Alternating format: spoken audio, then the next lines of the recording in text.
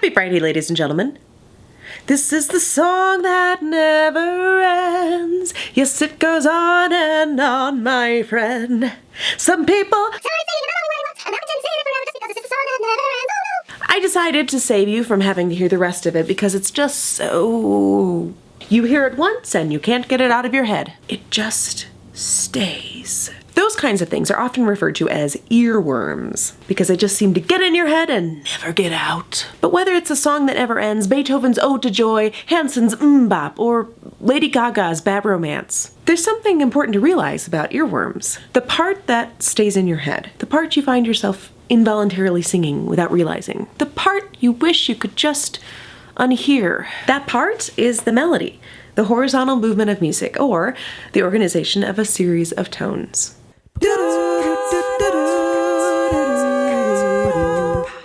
Like the first musical element, rhythm, melody is made up of several parts. To start our discussion of melody, we begin with pitch. To understand pitch, let me do as I do when I'm teaching an elementary music classroom and begin singing my instructions. Pitch is something we generally think of as high or low. Of course, those ideas are relative to the other notes being sung or played. For instance, if I sing a series of notes, bop, bop, bop, doo-wop, dee-da-doo-ha, this is the highest note that I sang in that group of notes. But if I sing a different series of pitches, bop, bop, bop, doo-wah, oh yeah, this is the highest note that I sang in that group of pitches. The highest note in the second group is actually lower than the highest note in the first group. Let's compare one more time. Bop, bop, bop, doo-wop, diddy-da-doo-ha-doo-wop, dop, dop, doo-wah, whoa, yeah, diddy-da-doo-wah, whoa, yeah. Highest in the first group, highest in the second group. Basically, it's all relative. But that's just recognizing pitch by using only our ear. Pitch is truly a scientific idea that can be measured. We can see different pitches in waveforms. In a musical waveform, the scientific way to recognize pitch. High-pitch waveforms look different than low-pitch waveforms. Check out this wave of me singing a lower note. Ooh. Now check out this wave of me singing a higher note. Notice that for the lower pitch, the wave is wider and takes longer to repeat. For the higher pitch, the wave is closer together and repeats more quickly. To help differentiate pitch, musicians will often use a couple different languages to know which note to sing or play. One language is called solfege, or solfeggio, or simply solfa. And I'm pretty sure you've heard of solfege in the context of this famous song. A doe, a deer, a female deer, ray, a drop of golden sun.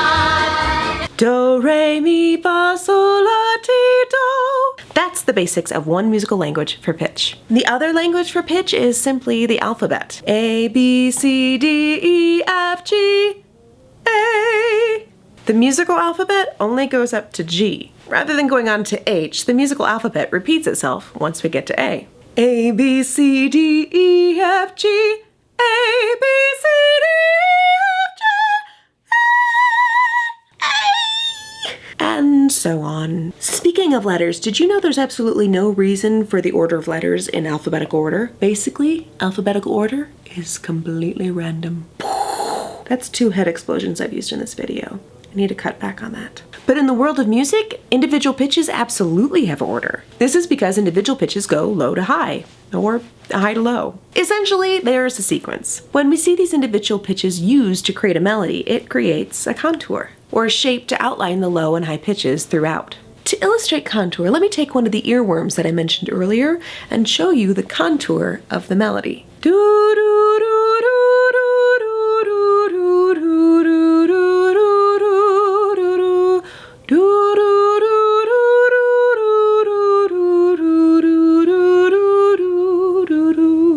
You'll notice that sometimes the contour moves up, and sometimes it moves down, and sometimes it stays the same. These are the 3 ways that the contour of melody can move. What's particularly interesting to me is that just because a melody moves up, it doesn't mean that it always moves up the same way.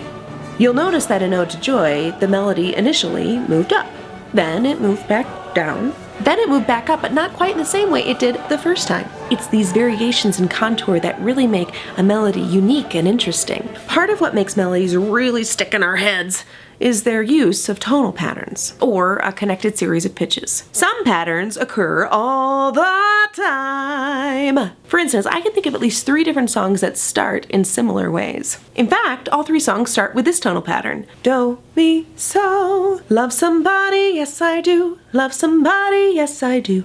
Love somebody, yes I do. Love somebody, but I won't say who. Love somebody, do, mi, so. Some nights I stay up, cashing in my bad luck. Some nights I call it a draw. Some nights I stay up, do, mi, so. What doesn't kill you makes you stronger. Stand a little taller. Doesn't mean I'm lonely when I'm alone. What doesn't kill you, do, mi, so. I'm not going to get into the details of all specific tonal patterns in music, but for right now, let's just connect everything we've been talking about in melody to language. Melody is like a paragraph, a main idea. Pitches are the individual letters of words. Tonal patterns are the individual words. And if melody is a paragraph, then phrases are the sentences. It usually takes a few sentences to complete a paragraph. Likewise, a melody is usually made up of a few phrases. You'll notice when we sing some of our famous earworms, there are natural places to take a breath. These natural places indicate the end of a phrase or musical sentence. Let's try that with Bad Romance. Ra-ah-ah,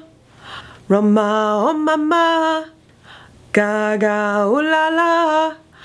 Want your bad romance, ra-ah-ah, roma-roma-ma, ga-ga-ooh-la-la. Want your bad romance. Depending on where you breathe, you might hear slightly different phrases. Maybe a semicolon instead of a period. But it definitely takes a few phrases to make up a whole melody. Pitch, contour, tonal patterns, phrases. All of these concepts function as part of the melodic element of music. Next time, we'll explore the third element of music, harmony and texture. But for now, a haiku. Pitch, tonal patterns, contour, and phrases create unchained melodies. Now it's your turn. Click on one of these videos to see if you can figure out which part of melody I am defining.